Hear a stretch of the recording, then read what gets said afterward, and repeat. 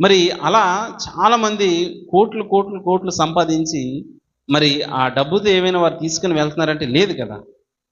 మరణించిన తర్వాత ప్రతి ఒక్కరూ రాసేది ఏంటంటే, ఇదిగో rest in peace, rest in peace. అంటే నీ ఆత్మ దేవుడు చేర్చుకొను కాక. అంటే మరణించిన తర్వాత కదండి ఆలోచించడానికి.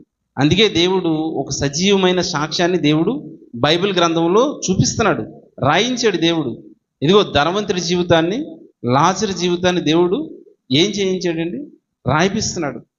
ఇదిగో మరణించిన వారు మరణించిన తర్వాత ఎక్కడికి వెళ్ళిపోయిన తర్వాత అక్కడి నుంచి అవకాశం లేదని చెప్తున్నాడు.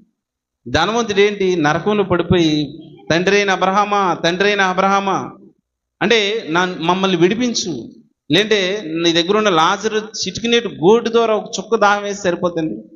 అసలు నీరేంటి, అసలు నీరు అంటే దాహం తీర్చడానికి అడుగుతున్నాడు. అక్కడ దాహం అంటే ఏంటి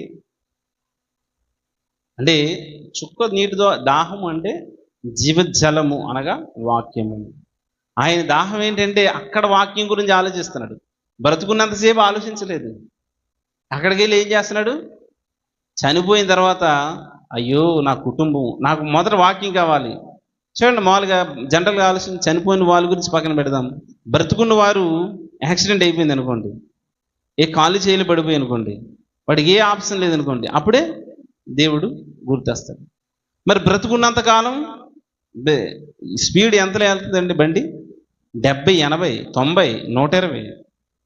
మరి వెళ్ళి దాన్ని గుద్దేసిన తర్వాత కాలు చేతులు పడిపోయిన తర్వాత మూల నుండి అప్పుడు దేవుడు దేవుడు దేవుడు అంటారు.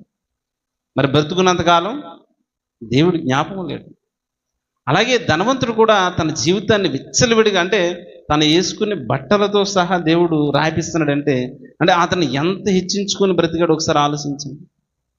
అంటే అలా ఆ సజీవమైన సాక్ష్యాన్ని దేవుడు బైబిల్ గ్రంథంలో రాయిపిస్తున్నాడు.